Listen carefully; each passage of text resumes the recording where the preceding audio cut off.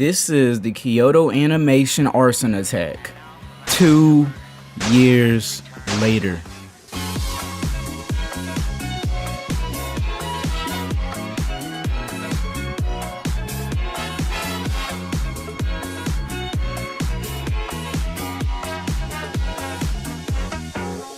Good morning, pizza people. It's Time Pizza back today with another video, and today we will be discussing the Kyoto animation fire that unfortunately left 33 people deceased and was an arson attack that was completely unprovoked. Now, this was an incident that unfortunately left a lot of people scarred, a lot of people injured, and a lot of people traumatized for the rest of their lives.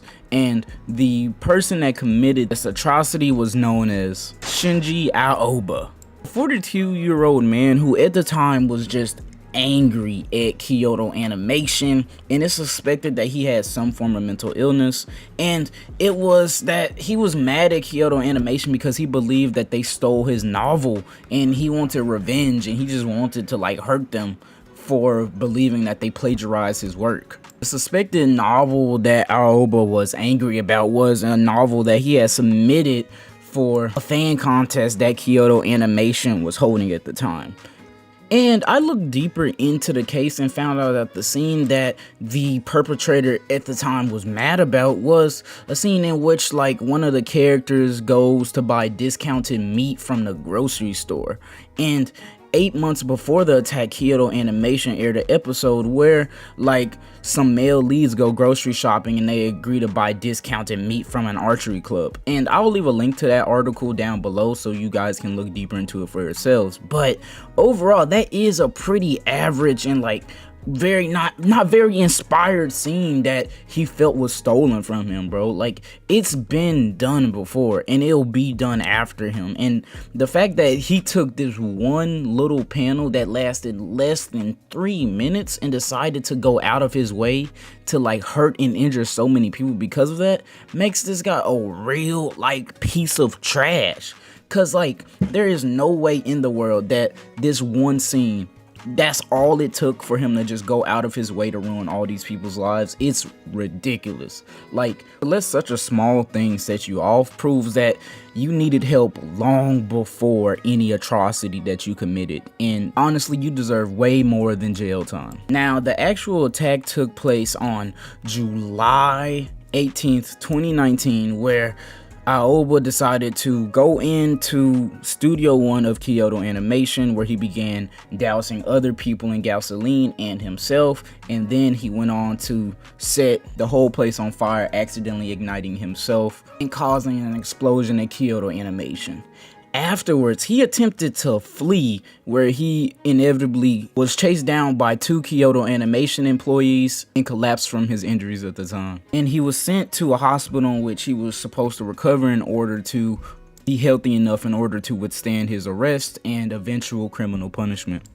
Afterwards, though, Kyoto Animation did do an investigation along with the police in order to find out what the novel was supposed to be that was ripped off and all that. And it turns out that his novel never even made it past the first round or preliminaries of the Kyoto Animation contest that was being held. And the suspect even went on to say that despite the fact that he really loved a lot of the Kyoto Animation staff and that they had treated him better than anyone has in his life, that he still felt that he was plagiarized and he was hoping that he would get the death sentence after this. Now, due to this attack, Kyoto Animation was completely supported by everyone, right? I'm talking about they got over 3 billion in donations, and they were given whatever help they needed in order to recover from this terrible tragedy. And this also led to multiple productions being either canceled or pushed back. And I know notably that on that day that it did happen, a couple days after, Fire Force and Dr. Stone were appearing on the same weeks, and then Fire Force subsequently had gotten pushed back due to respecting what had happened a couple days prior. And overall, just this attack left a huge impact on the animation industry. And over the course of 2020, Aoba had recovered from his injuries that resulted from the fire, and eventually he was indicted on murder charges, rightfully so, and due to his mental illness, he can't receive punishment on the level of life in prison or a death sentence. Even after 2 years later, Kyoto Animation, they're still trying to recover from the attack.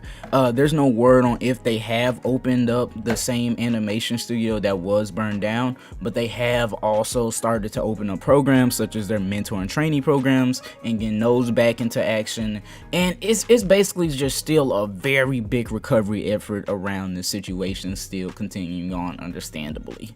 And overall, that was the Kyoto Animation fire that unfortunately took place. I'm asking all the pizza people, please send well wishes to Kyoto Animation. Please continue to support all of their future shows and any projects that they may delve into. They really need the support. The guy that committed that is a real piece of trash. If he rots in prison, it's rightfully deserved. But pizza people, let me know your thoughts and feelings on this incident down below. Let me know further thoughts on it. Let me know if there's information I missed, and overall just let me know how you feel. But until next time, my name is Time Pizza, and I will see you pizza people on the other side of the slice. Peace.